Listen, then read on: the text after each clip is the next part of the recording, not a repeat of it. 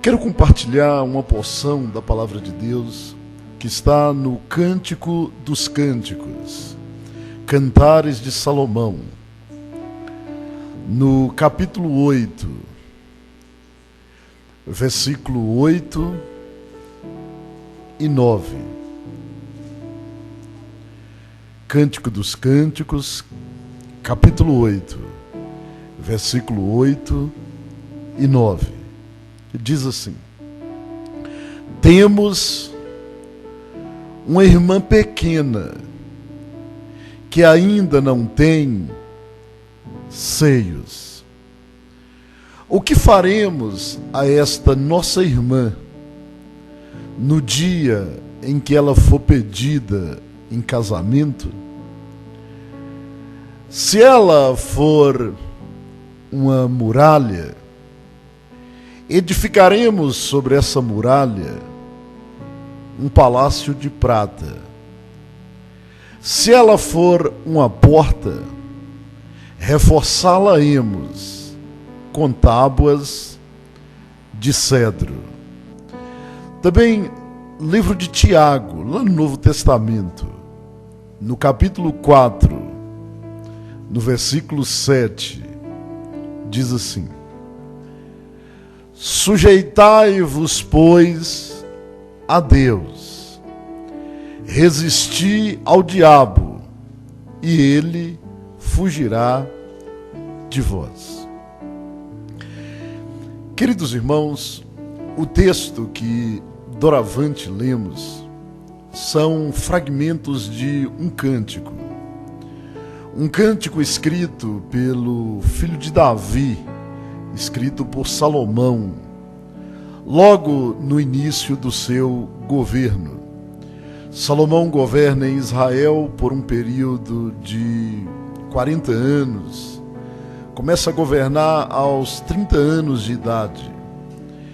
E logo no início do seu governo, ele é presenteado por Deus com uma sabedoria que o destaca dentre todos os seus párias do seu tempo, um QI acima da média.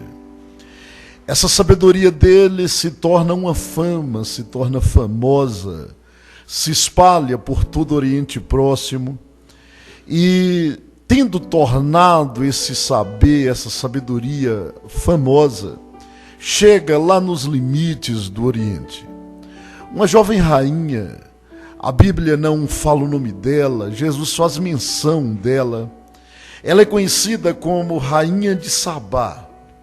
Ela desloca do seu distante reino para vir conhecer o proeminente rei de Israel. Ela vem com muitos presentes, muito ouro, muita prata, muito marfim, muitas pedras preciosas. Ela vem ao encontro de Salomão. Antes de chegar à corte palaciana, ela se embrenha pelo interior da nação, conhecendo o folclore daquela gente, conhecendo a tradição oral daquele povo, interagindo com a gastronomia e se encantando com tudo que aquele povo dizia acerca do Deus de Israel e do livramento que Deus os deu ainda no Egito. Agora, no apagar das luzes, ela chega à corte palaciana. Salomão, no afã de impressioná-la, decifra para ela alguns enigmas e ela se encanta. Porém, ela está prestes a partir. Prestes a partir, ela olha para ele e diz: olha, Salomão, tudo que me disseram a respeito de ti e a respeito do seu povo é muito pouco diante daquilo que os meus olhos viram e os meus ouvidos ouviram. Antes de chegar aqui na corte palaciana, eu conheci sua gente do interior, eu interagi com a memória do seu povo e eu vi que, diferente do seu pai Davi, você ainda não teve o privilégio de conhecer o seu povo do interior. De fato, Salomão inicia o seu governo, empreendendo uma construção, aquela que viria a se tornar uma das 7 maravilhas da antiguidade clássica, o Templo de Salomão. e ele não tinha tempo para outra configuração que não fosse aquela, um empreendimento que levaria 7 anos. Porém, diante daquilo que a rainha de Sabá falou com ele, deixou o coração do jovem menestrel um pouco impactado. E agora ele estava decidido. Ele iria interagir, ele iria conhecer o seu povo no interior. Franz Delitzsch é um historiador alemão da escola luterana. Ele estuda a antiguidade judaica. Ele diz que esse impacto dessa notícia da rainha de Sabá acerca dessa omissão dele incomoda um pouco o rei. Salomão agora estava decidido que ele iria viver a mesma experiência da rainha de Sabá. E numa noite, ele chama um dos seus assessores, ele tira a coroa de rei, desnuda-se das vestes reais, coloca uma veste de pastor, uma veste pastoril, passa pelo sentinela sem ser visto e rompe pelo interior afora. Quando o dia amanheceu, já havia cavalgado em torno de 58 quilômetros. Estava ali numa região do Líbano chamado Ben-Hendi. A neblina da manhã está caindo e ele aproxima do lagar. E ao se aproximar do lagar, ele viu uma donzela. Essa donzela tem a pele meilená, uma pele negra como carvão. Ele se aproxima dela. Delitzsch acredita que talvez essa mulher nem seja judia. Delitzsch acredita que talvez essa mulher seja originária da Núbia. A Núbia foi uma nação que localizou naquele território que hoje é o Sudão. Foi da Núbia que ergueu aquela que ficou conhecida como a 25ª dinastia dos faraós de peles negras. Eles governaram o Egito por um século. Com a mesma força que eles ergueram, eles entraram em decadência, tornando-se escravos e se espalhando pelo mundo. Delitzsch acredita que talvez essa mulher seja originária da Núbia. A pesquisa dele aponta para a tradição vinícola daquele povo. Salomão se aproxima dela. E ao se aproximar dela, entendendo que talvez se tratava de uma escrava gentílica, olha e diz: escrava gentílica, o que leva você no momento em que todas as virgens de Sião estão dormindo e você está aqui pisando a uva no lagar? Ela olha para ele e diz: meu jovem pastor, eu fui escolhida dentre todas as filhas do meu povo para preparar o vinho que será servido na mesa do meu rei, o rei Salomão. Ele olha para ela e pergunta: escrava gentílica, você conhece Salomão, o rei de Israel? Ela diz: não, jovem pastor, eu nunca o vi, mas todas as noites eu o vejo nos meus sonhos, e ele é para mim o amado da minha alma. Sempre que ele vem até mim, ele vem saltando pelos montes, ele vem como o gamo pulando pelos desertos. Ele olha para ela e diz: escrava gentílica, eu vejo que você está vestido de vestes brancas para uma tarefa tão rudimentar. Ela disse: sim, jovem pastor, foram os meus irmãos que me condicionaram a essa vida campesina, porém eu faço isso com muito amor. Algumas vezes, quando eu piso a uva no lagar, um pouco de mosto sobe, cai nos meus vestidos, porém eu vou até aquele rio e lavo, porque diz por aí, jovem pastor, que muito em breve o amado da minha alma virá visitar a sua vinha. E eu espero que quando ele vier, me encontre assim, com as vestes brancas como a neve. Era muito amor para o coração do jovem menestrel. Ele olha para ela, se revela e diz: embora eu esteja vestido como pastor, eu sou o rei de Israel. Prepara, porque a partir de hoje, tu não és mais escrava gentílica. Tu és Suleima, tu és esposa de Salomão, tu és sulamita.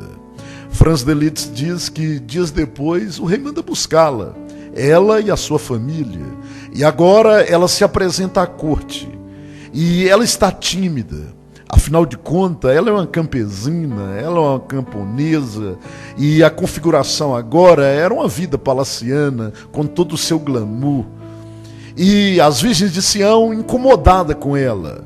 Os assessores do rei, numa espécie de dialética racial, curtindo ciúmes, porque o rei havia se apaixonado por uma mulher de pele negra, por uma escrava gentílica.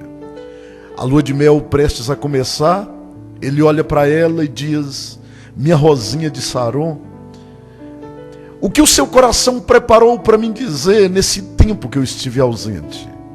Ela olha para ele e diz: meu lírio dos vales, beija-me com os beijos da sua boca, porque os beijos da sua boca me é mais aprazível do que o vinho que eu produzo. Ele diz: então, no romper de uma madrugada, nós estaremos na sala do banquete. Na sala do banquete nós não teremos guerra. O nosso único estandarte será o amor. Lá na sala do banquete, eu hei de pegar esse vinho que você produziu. Eu hei de derramar sobre o seu corpo. O seu umbigo será para mim como uma taça. Os seus seios é para mim como as colinas do Líbano. Pomba minha, como tu és formosa, comparar-te-ei às éguas dos carros de Faraó. A tua pele é tão negra como as cortinas de Quedá. Ó, amada minha, querida minha. Antes da lua de mel começar, ela sai de cena. Parece que queria se preparar para a noite de núpcias. Agora ele vai dialogar com os irmãos dela. E o papo de cunhado está instalado. O papo de cunhado é uma coisa de serrote. Me empresta seu carro e eu vou detonar com ele, deixar na garagem, depois não quero nem saber. E os cunhados estão conversando, e os irmãos dela olham para ele e dizem: olha, Salomão, você conheceu uma das nossas irmãs. Além dessa nossa irmã, nós temos uma outra. Você conheceu a Sulamita. Além da Sulamita, nós temos uma outra irmã, ela é pequena. Essa nossa outra irmã, o estrógeno ainda não provocou mutações no seu corpo. Essa nossa outra irmã, esse hormônio que altera o corpo das garotas, ainda não se manifestou nela. As glândulas mamárias dela ainda não afloraram. Nós temos uma irmã pequena que ainda não tem peitos. Aí o outro olha e diz: ô mano, você sabe que muito em breve entrará por essa porta adentro um pretendente com uma proposta de casamento para ela. O que nós faremos a essa nossa irmã no dia que ela for pedida em casamento? Aí o outro diz assim: ô mano, nós já conversamos a respeito desse fato. Talvez quando o pretendente entrar, de duas respostas, ela vai dar uma. Talvez quando o pretendente bater na porta e ela entrar a casa dentro, nós esperamos que aquilo que nós temos ensinado para ela, ela faça. O que, mano? Eu espero que diante da proposta do pretendente, ela seja resistente como uma muralha. Mano, e aí? Se ela for resistente com a muralha, o que nós faremos a essa nossa irmã pequena que ainda não tem seios? Ah, se ela for resistente com uma muralha, nós vamos pegar e construir sobre essa muralha um castelo. Nós vamos pegar ouro branco, nós vamos pegar prata e nós vamos ornamentar esse castelo, ao ponto que todos que passem ao longe, diante do fulgor do sol, nessa torre de vigilância, diga: ei, ali está alguém que foi honrada, porque foi resistente como muralha. Aí o outro baixa a cabeça e diz: ô mano, e se ela não quiser ser resistente como uma muralha? E se ela optar em ser uma porta, se abrir e ir embora com um pretendente? O que nós faremos a essa nossa irmã pequena?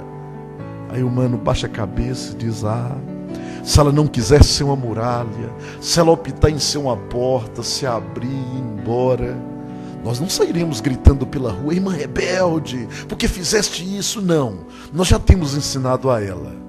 Nós vamos pegar tábuas de cedro, pregar nessa porta, reforçá-la-emos com tábuas de cedro. Mas nós esperamos que ela seja resistente como uma muralha. O Cântico de Salomão, ele tem 3.000 anos que foi escrito. E Durante todos os tempos, são inúmeras os formatos de interpretação para ele.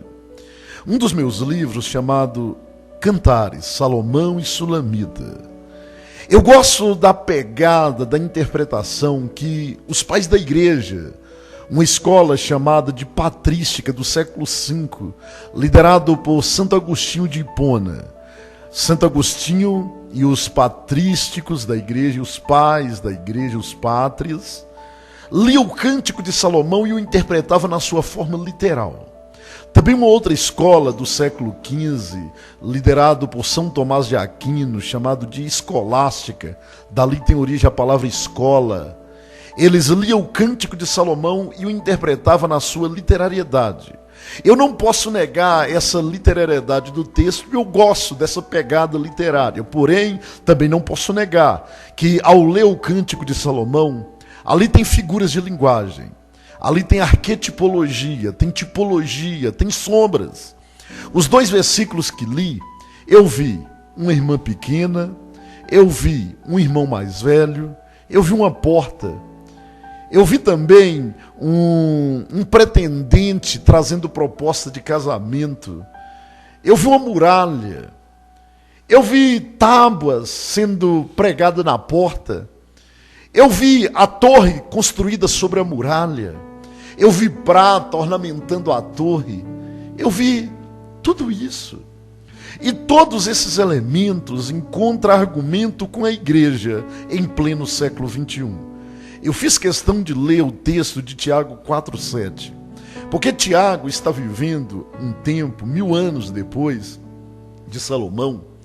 Tiago, diferente de Salomão, conheceu o pai da sabedoria, conheceu Jesus. Tiago está agora compreendendo a dinâmica da vida cristã, como é a vida cristã. E o conselho de Tiago para todo cristão é estabelecer na sua vida espiritual uma dialética de resistência. Não se serve a 2 senhores. Você não consegue servir a Deus e ao diabo ao mesmo tempo. Você não consegue arrumar uma mesa e convidar Deus e o diabo para se assentar nela. É um processo de separação. É uma muralha que nos separa. É ele lá e você cá. Se você quer ter uma vida espiritual bem-sucedida, é necessário que você estabeleça esses limites. O diabo lá e eu aqui. Não se brinca, você não se serve a 2 senhores. Ou você tem uma vida espiritual, ou o homem, o fruto do Espírito, aflora de dentro do seu coração, um homem espiritual, um ser humano espiritual, ou o homem carnal, o homem natural. Não dá para os dois conciliarem junto. O conselho de Tiago é esse. Para que esse processo se estabeleça com sobriedade, é necessário que, em relação a Deus, seja um filho, seja uma criança, segure na mão do papai e vá atravesse o sinal. Pouco importa se o sinal está vermelho, verde ou amarelo. Você é a criança, segura na mão do pai, está sujeita ao pai, ele sabe a hora de atravessar, o momento certo. É isso que Tiago está dizendo. Sujeitai-vos, pois, a Deus. Quanto ao diabo, esse não. Nada de sujeitar a ele. Ao diabo, a relação que você vai estabelecer é uma relação de resistência. Seja resistente. Enquanto Jesus é um gentleman, enquanto Jesus bate na porta do nosso coração, o diabo é um atrevido. Ele espera você deixar a porta aberta e ele chega. Ei, esse pretendente com proposta de casamento é exatamente ele, o diabo. Enquanto Jesus, em Apocalipse 3:20, diz: eis que estou à porta e bato, o diabo não bate.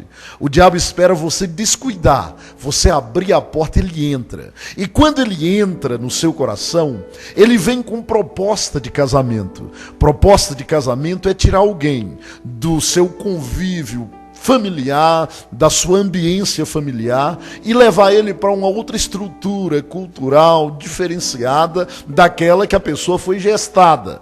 Proposta de casamento é convencer alguém a sair de um lugar para outro. quando o diabo chega no nosso coração, porque nós deixamos a porta aberta, ele tem uma proposta: nos tirar de perto do nosso irmão mais velho, nos afastar do nosso irmão mais velho, nos tirar de perto da nossa ambiência familiar, nos afastar da configuração familiar, nos tirar de perto do nosso papai. Essa é a proposta do pretendente com proposta de casamento. O nosso irmão mais velho se chama Jesus Cristo. Ele espera que quando esse pretendente vier, diante da proposta de casamento, nós não sejamos uma porta, nós não venhamos nos abrir e ir embora com o pretendente. Ele espera que diante da proposta de casamento nós sejamos resistente como uma muralha. Sujeitai a Deus, resisti ao diabo, e ele fugirá de vós.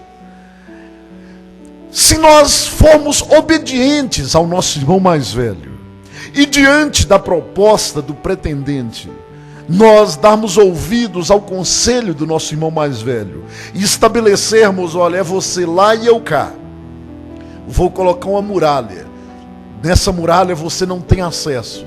O nosso irmão mais velho diz: ora, bravo, parabéns, irmãzinha, parabéns, eu vou te honrar, eu vou construir sobre essa muralha uma torre de vigilância, eu vou te honrar, eu vou ornamentar essa muralha com prata. E a pergunta que você está fazendo é: e quem é essa irmãzinha sem seio?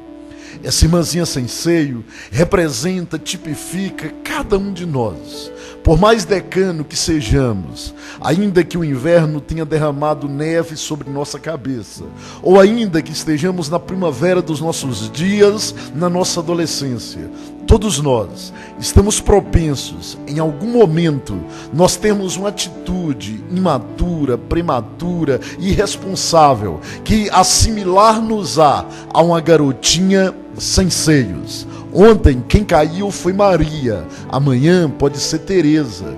Ontem quem caiu foi João, amanhã pode ser Joaquim. Quem está em pé, tome cuidado para não cair.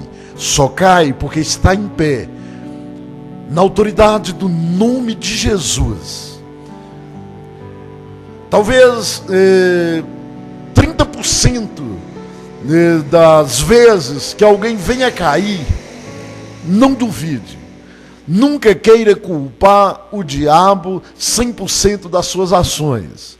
Seja servo de Deus, seja íntegro, entenda do que tem o homem a culpar. Se ele quer culpar alguma coisa, que ele culpe a si mesmo e aos seus pecados. Mas, grande parte das vezes, o diabo está à espreita, esperando uma oportunidade, a sua falta de vigilância, deixar a porta do seu coração aberto para ele chegar e tentar tirar você de perto do seu irmão mais velho. Essa irmã pequena pode ser eu, pode ser você, que em algum momento nós agirmos de forma imatura, prematura, irresponsável e darmos ouvido à voz desse pretendente. Mas se fores inteligente, se você ouve de fato o seu irmão mais velho, diante da proposta do pretendente, seja resistente como uma muralha. Se fores resistente como uma muralha, o seu irmão mais velho vai te honrar, vai construir torre de vigilância sobre essa muralha. A pegada é o seguinte: lembra em Mateus capítulo 4, Lucas capítulo 4, tendo o diabo tentado Jesus por uma quarentena, depois de ter tentado e Jesus ter sido resistente, ter dito não, ele foi embora por um tempo. Vigilância na vida espiritual é um exercício. Se você resiste agora, você vai simplesmente calcificando a sua alma no processo de resistência. É mais ou menos o seguinte: se você consegue dizer não ao acessar um site pornográfico hoje, não quer dizer que esse desejo vai desaparecer para sempre, ele virá amanhã. Mas se amanhã você dizer: se eu consegui ontem, eu vou conseguir hoje, e hoje novamente eu digo não, você está colocando pedra para construir muralha. e você terá uma torre de vigilância, você vai vigiar mais. Se diante de você está um bem que não te pertence, você tem a oportunidade de usurpar, de roubar aquilo que não é seu, mas você olha lá e diz: isso não é meu, isso é roubo, Jesus não me ensinou isso, e hoje você diz não. É possível que amanhã você vai conseguir dizer não outra vez. Com isso, você vai estar construindo uma muralha de resistência. É sempre assim. Sujeitai a Deus, quanto ao diabo, seja resistente. Se fores resistente ao diabo, ele vai fugir de vós. Ele vai procurar outro que não tem o que fazer. Desse aí, por enquanto, não. E nesse processo, seu irmão mais velho vai estar te honrando continuamente, todos os dias, em nome de Jesus. Em nome de Jesus. Eu me lembro, quando novo, eu trabalhava um desemprego aqui em Belo Horizonte. Alguém conseguiu um trabalho para mim numa boate. E eu precisava daquele trabalho. E naquele ambiente de trabalho, à medida que o tempo foi passando, apareceu para mim uma oportunidade de trabalhar ao lado de uma pessoa que, num primeiro momento, achava que se tratava de um empresário bem-sucedido, um homem sério. À medida que o tempo passava, eu vi que não era bem isso que eu pensava. Um dia aquele homem me fez uma proposta, e uma proposta de transportar para ele um caixote, e diz: pega isso aqui, tem um táxi parando na porta, vai em tal lugar, entrega isso lá para mim. Quando eu olhei para aquele caixote, vi uma voz dentro de mim, uma coisa intuitiva, e disse: eu não vou pegar isso não.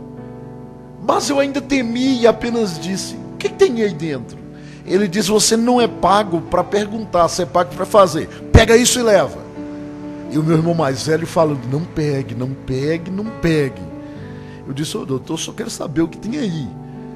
Ele ficou nervoso comigo, indignado, foi lá no quarto e disse: pobre só funciona assim. Combustível de pobre é dinheiro, eu não gosto de gente pobre. E eu estou lá em pé, envergonhado com aquela situação. Aí de repente ele chega com as capelas de dinheiro e diz: toma isso aqui, pega isso e vai. E o meu irmão mais velho dizendo: não pegue. Gente, o olho do negão virou Greenpeace. Aquilo, só notinha verde, só oncinha. E quando eu ia bater a mão, meu irmão mais velho: não pegue. Eu disse: ô doutor, eu não quero o seu dinheiro, só me fala o que tem aqui. Ele me empurrou de dentro da casa dele: vai embora, seu traço. Eu nunca me senti tão humilhado.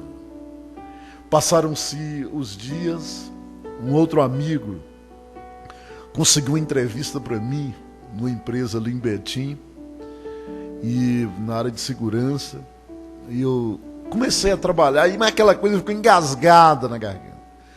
No outro dia o patrão ligou e dizendo: olha, de incompetente já basta os que tem, quero você mais não. Eu estava trabalhando, mas com aquela coisa atravessada, lembrando: será que eu não precipitei? Eu estava feliz, meu salário melhorou, mas eu lembrava daquele meu ato de incompetência. Passaram menos de um ano. Eu trabalhava à noite e estava ali na portaria 5 da Fiat, tomando um café com um colega, e de repente eu tenho um jornalzinho chamado Aqui. Eu me aproximei desse jornal, quando eu olho a foto daquele homem e 2 seguranças ao lado. Sabe o que estava escrito? Assim: preso em Belo Horizonte. Ele se tratava de um contrabandista, gente que fazia venda de armamentos, preso em Belo Horizonte. E junto com ele, os seus seguranças. O meu irmão mais velho falou na minha consciência: era para você estar ali, era para você estar ali.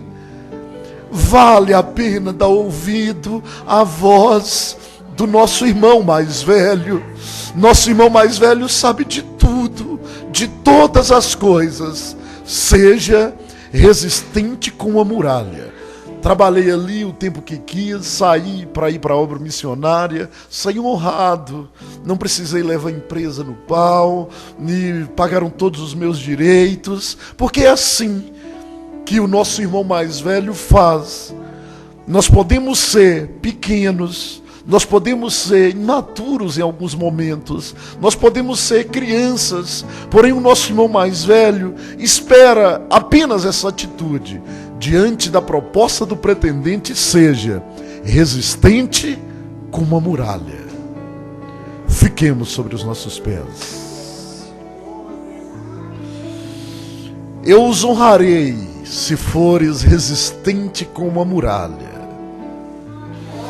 Diga não ao pretendente da sua alma. Diga não. Uma noite de prazer em nada pode se comparar à glória que está no porvir. Diga não. Deus não tem um namorico platônico sem compromisso para ti. Deus tem uma família. Diga não. Seja resistente como a muralha. Seja resistente como a muralha. Diga não. Se não te pertence, talvez aquilo que chega fácil demais poderá sair com muita facilidade. Diga não. Seja resistente como a muralha. O pretendente pode te levar para fora. Você vai abrir a porta do seu coração. Ele é um autêntico 171, vai te fazer promessa. Vai te dizer que lá fora vai te dar prazer, vai te dar fama, vai te dar glamour, vai te dar dinheiro, vai te dar tudo. Só que ele não tem nada para te dar.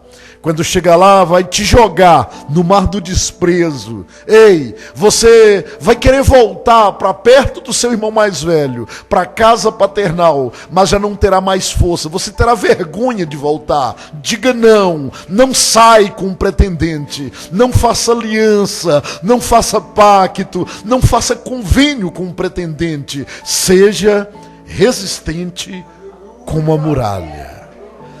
Deus, na autoridade do seu nome, falo com pessoas que estão me ouvindo, cujo coração, nesse tempo de quarentena, a ansiedade batendo, está desistindo da casa paternal, está desistindo da vivência com o irmão mais velho.